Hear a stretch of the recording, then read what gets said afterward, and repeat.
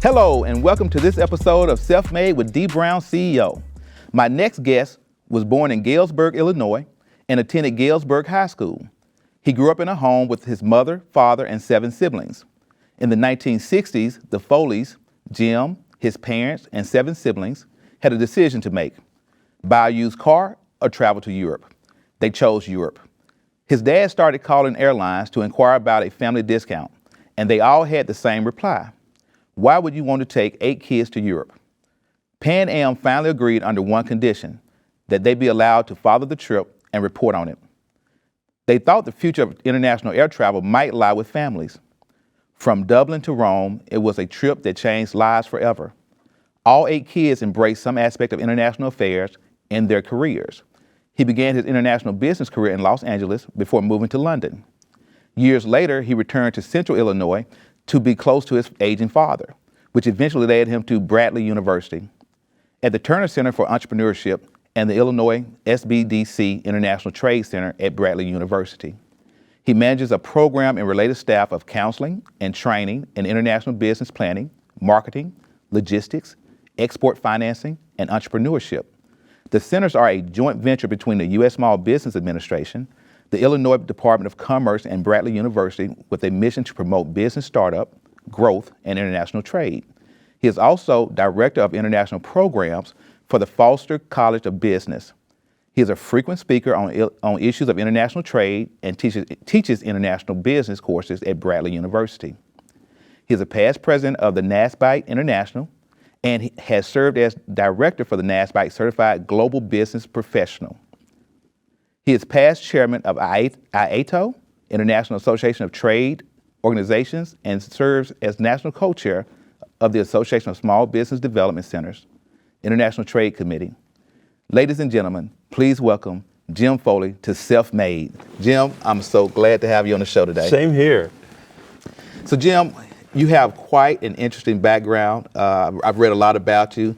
And so I just really want to know, there's this story in your bio that talks about the trip to Europe, and your dad had a decision to make. Tell me more about that story. Well, my father had saved up some money after his college to go to Europe, and it was just after the war, and his parents didn't see the reason for him to go to Europe. And he kind of made a note to himself that he would make sure that his kids had a chance to do that kind of a trip. And it was a daunting task because the youngest was 18 months of age, and the oldest, my sister, was 18 years, so from 18 to 18.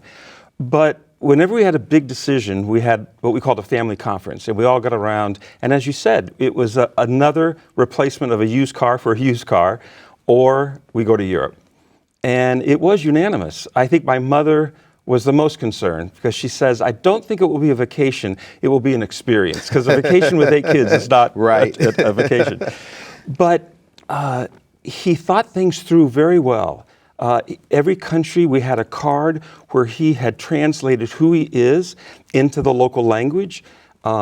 He would walk up to people and say, hi, I'm Bill Foley from Galesburg, Illinois, and he'd hand that card to them.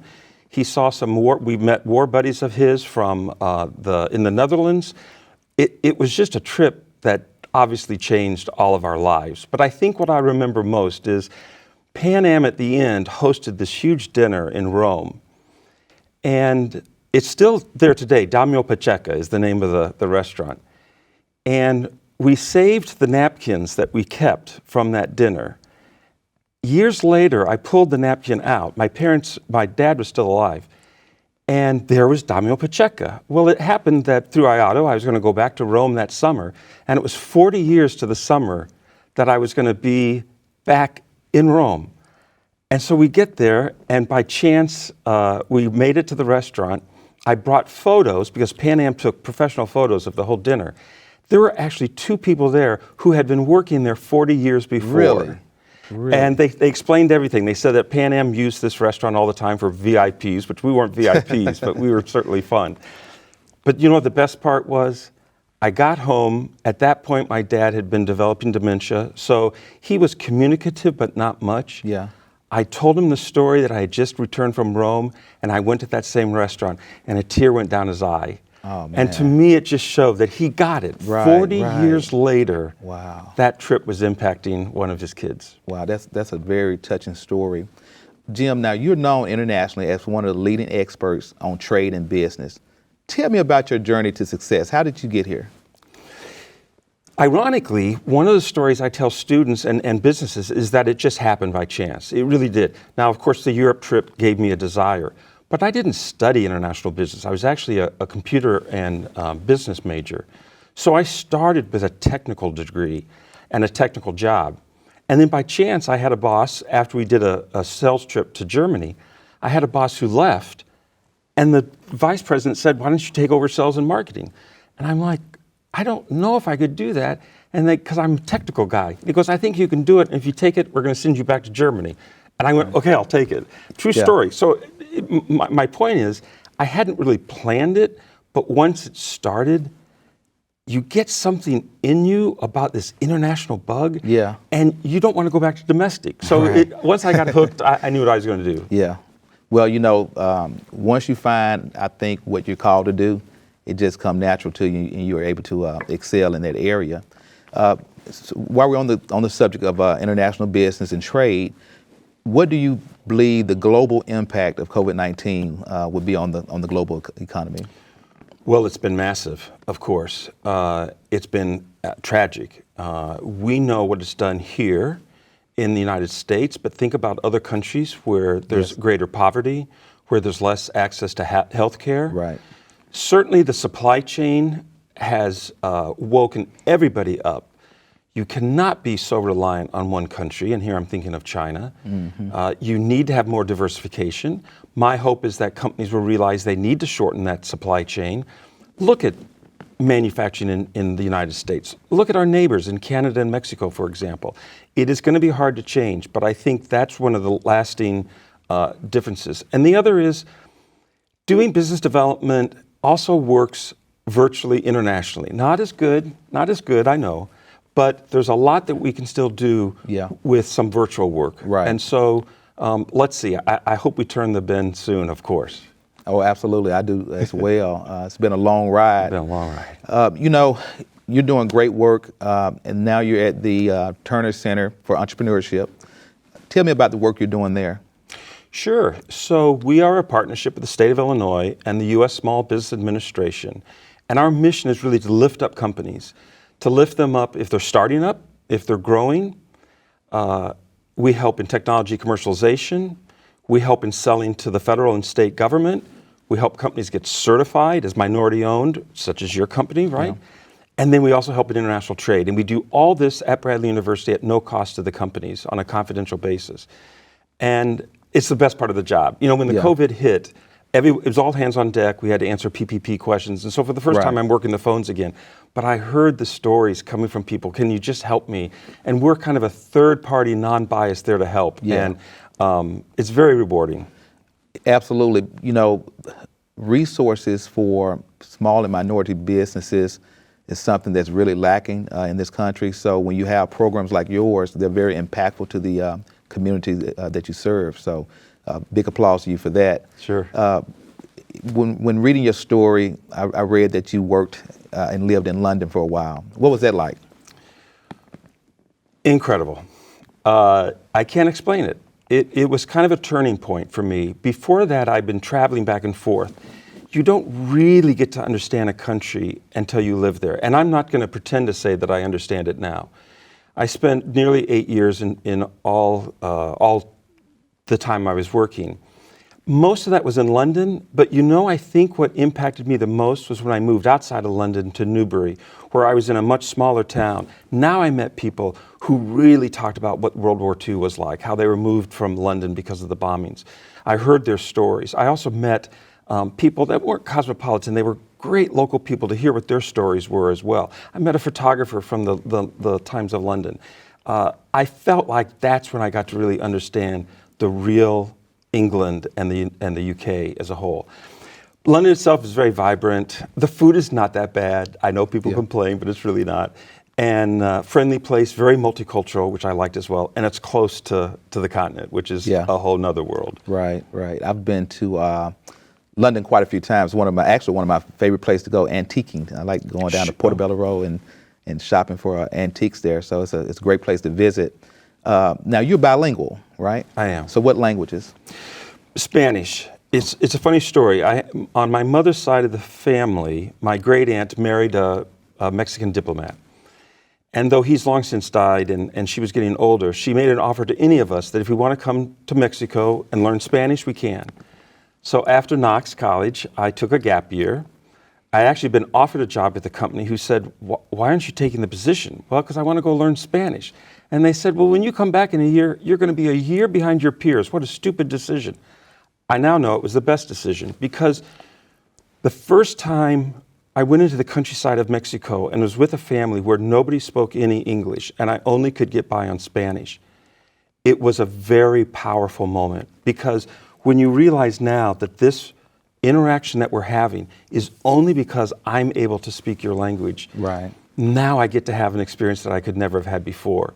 So it also teaches you the culture, and I feel so much closer now to the Mexican culture. It's part of it's in my heart now. So it was great. And then enough French to get along and enough German not to get into trouble. Well, one of the things with my business is that I want to expand it globally. And so I'm taking steps to do that by taking on projects in the Caribbean, which is an area that I have a deep interest in providing renewable energy solutions. But why do you think more entrepreneurs are not engaged globally? It's simple. We are blessed with a huge economy, one of the top economies in the world, but that's also a curse because it allows us to be lazy as entrepreneurs here in the United States. Yeah. We can build a company and be very successful and make lots of money and not look beyond the borders. Right. Other entrepreneurs, Belgium, for example, Turkey, would never imagine only selling domestically. They always think globally from the beginning. So I think, though it's great that we can afford to not look globally, it's also a huge mistake for a couple of reasons. And COVID taught us this. One is you're not diversified. You're at the whim of the US economy. Whereas if you have diversified, for example, the Caribbean yourself, then that gives you an opportunity that when there are some downturns, you've got that cushion. The other thing, SBA shows that companies that are engaged internationally, on the whole, pay more to the employees and retain them longer. And the third thing is you're just stronger. Yeah. You'll see this. After you build your experience in the Caribbean, you'll bring those skills back and make your domestic business stronger and better. Right. I couldn't agree with you more. I call it story building. As you build your brand and you build your story, those type of successful projects make you a stronger entity and build your brand standards and recognition within the United States as well. Now, at the Turner Center, you're doing very great work, and so I know you work with a lot of startups there as well. Tell me some of the common characteristics you're seeing in successful startups. Well, everyone says it, but it's true. It's just hard work. It's a lot of time. And I think the ones that get it lay the foundation before they cut the cord with the job. Yeah. Because that's the big decision, right? I've got some income coming in, maybe two incomes, and now we're thinking to make that leap to entrepreneurship. Right. That means I got to cut that money chain. And you want to do that as late as possible because once that goes, all of a sudden it gets really scary, right? Right. The second thing is you lean on other people. You find that network that also helps lift you up. Not just us at the Turner Center and the Small Business Development Center. I'm talking about your community members, your friends, but most importantly, strategic customers who can help honestly tell you what will make you more successful. What do they need? Everyone thinks they've got the best idea. That's not why. The reason they fail is because they can't sell it, right? They think it's the best idea. Right. What they really need is one that people will buy. Right, that's correct. I tell people all the time, yeah, you have a dream, but there are 1,000 people with the same dream. So what makes you special, right? So you have to have some level of confidence, commitment, hard work to go along with that dream to be able to be successful. Now, I read that you once lost all your money on a startup. So tell me about that experience. Did you have to go there? I'll tell you what happened. So in another startup that was when I was in London, I was with a startup out of San Francisco, and I had shares in the company, and the company got bought out by a Fortune 500. So I got a good amount of money from that, and here was the mistake. It made me cocky. Yeah. It was really unfortunate. I wish someone had sat me down and said, you need to bank that away and save it, like I did for Europe, right? You need to bank that away, because instead, I went for a venture that I thought looked sexy, and that was reproduction fireplaces, cast iron made right there in London. They were incredible and beautiful, but I didn't know a thing about fireplaces, and I had to sell them through designer studios here in the United States. I didn't know a single design studio. I didn't know anything, and so I spent so much money on catalogs, on travel, on anything to get the business going, on advertising, trying to convince Architectural Digest they had to talk about our new business. In the end, it didn't work. And not only did I go through all that, I actually went into debt, honestly. And it was a tough lesson, but it was a good lesson, because I knew I will never get into that position again. I will always do what I know how to do, or have something in me that gets me to that point, and then build on that. Right. That's the mistake I see with entrepreneurs sometimes. Can I tell you, we met with a fellow, he was a security policeman who had retired, he was gonna buy a bar. And I said, great, what do you know about operating a restaurant and a bar? He says, I know how to get rid of bad people. I said, okay, but you better know how to cook food and do that. So get yourself a great manager to manage that part of it, because you don't want to make the same mistake I did. Right. And interestingly enough, a lot of people lose money dealing with restaurants and those type of ventures. So you mentioned in your comment, your previous comment about London again. How do you believe your experience at Knox College prepared you for that? Very well.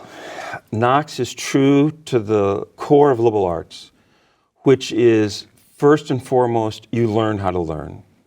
You learn how to communicate, you learn who you are, you learn what the world is. When I started my MBA at University of London Business School, a third of my class came from Cambridge or Oxford. I had never met someone who'd studied at Cambridge or Oxford. Right. And I'm like, they'd never heard of Knox College. And I'm like, can I do this? Yeah. And I was fine. I was absolutely fine, because that foundation was what I needed. It was a great experience, and I give back now to Knox. We do a Knox Business Intensive where we help students who are in the arts or in music or in biology or in English, how business can be a part of their career while still staying in biology, chemistry, whatever. Right. So you have a long list of accomplishments and achievements, and you've worked on a number of really substantial projects. So what's next? What's your next project? Well, I was able to put all my experiences in Europe into a book called The Global Entrepreneur. But I only did that after I got to Bradley University and started teaching international business. And what I realized was I was really good at some things that I was doing in Europe, and I was really bad at others. And no longer being so cocky was the idea, right? Right. And so I had an opportunity. A publisher said, if you can put this together, the two of best worlds, the practical side and the academic side, I think you might have something there. And it did. It worked out very well. And it's gone on to help, I think, thousands of people do a better job at exporting and internationalizing. Right. But I got to take it to the next level. I've got some ideas of where to take that further. And so that's one of my next big projects. Okay. Sounds good. I look forward to getting a copy and reading it myself. Got it. So you obviously had someone that's been influential to you. Who would you say has been most influential in your life? Certainly my parents. And when I look at my parents, I would have to say my father. He gave me some core principles that have really steadied me well. One of them was smile, darn it, even if it hurts. Yeah. And You know this. A smile takes you a long ways, and in business, internationally, it really goes a long ways Yeah. because it's a universal Right. look, right? Right. Another one was, and this helped me in international business. Everyone has a story, and it's interesting. You just need to bring that out of them. I once was sitting next to a fellow on an airplane, and I didn't even think I would be talking to him. I was digging my book, had my phones on. But when we were eating dinner, he started talking. It ended up he was the president of a college. He had an amazing background. We didn't stop talking till the plane landed. Right. And it's because I remembered my dad saying, there's a story in there, just bring it out. And that was an important lesson as well. Be honest, be ethical, and be true to yourself. And those were all things that did me very well. Those principles will do all of us well. So those are the principles we can all live by. Now, you have a long list of accomplishments and achievements. Tell me, what are you most proud of? It's probably the Lifetime Achievement Award from NASBITE. And I say that because these are my peers. Yeah. And I didn't know it was coming. I honestly teared up a bit at the event because when your own peers stand up and say, we want to recognize you for what you've done, Right. It means a lot. And it also meant that I was having a difference and making a difference. And you talked about this. You want to lift people up. Right. And I think that was the goal of what I was trying to do. And so that meant a lot to me. But I'm going to tell you one other thing, though. Okay. So this international thing was big for me, but I wanted to start early. I thought I wanted to be a pilot. Oh, really? And so I saved up my money from working in my dad's shop, and I got my pilot's license while in college. Really? In Galesburg, it wasn't expensive. You'd think that would be totally unaffordable, Right. but it wasn't. And that first time I did my solo takeoff and landing, it was incredible. And in fact, I always wanted to go through clouds, and I knew I wasn't supposed to, but I figured if it was my first flight, I could do it and get away with it. So the first thing I did is I found a cloud, and I went right through it. And I can't tell you what that felt like. So those two things, very different, right? Yeah, But it meant a lot. I had to stop it when I moved to LA because then it was expensive. Do you still fly? I don't. Now, you mentioned your award from NASBITE, and so I can appreciate that. I recently received from the U.S. Minority Contractors Association their Thurgood Marshall Legacy Award, which is the highest honor that they convey on minority contractors in the nation. And so I understand when you're recognized by your peers, it's a very special moment. Tell me more about NASBITE. What is that organization's main focus? Yeah, so it started as North American Small Business International Trade Educators. Uh-huh. It was really a place for individuals that do training or advising of students and businesses in international business, how to do that better, how to teach better, how to train better. Over 30 years, it's a nonprofit, got started. And so at the time, it was mostly known for conferences where people get together once a year. And then later, I helped develop the Certified Global Business Professional. It's a professional qualification that identifies the key skills that you need to be successful in international business. And so that CGBP now, over 2,000 people have their CGBP, and I think we're just starting, and very proud of that part. So it's a great place to hang out, and for those watching that want to get certified, then go to nasbite.org and see the CGBP. Thank you for that explanation. Last question for you. What book do you think everyone should read? Illusions by Richard Bach. And the reason is partly it mentions Galesburg, Illinois, which at the time it was given to me when I was working in DC, I had no idea. It talks about the fact that you have to see it to make it happen. You have to see it to make it happen. And the thing that stops it from happening is you don't believe it can happen. And that was an important lesson. And those are some powerful words to live by. Jim, thanks a lot for joining me on this episode of Self-Made with Dee Brown CEO.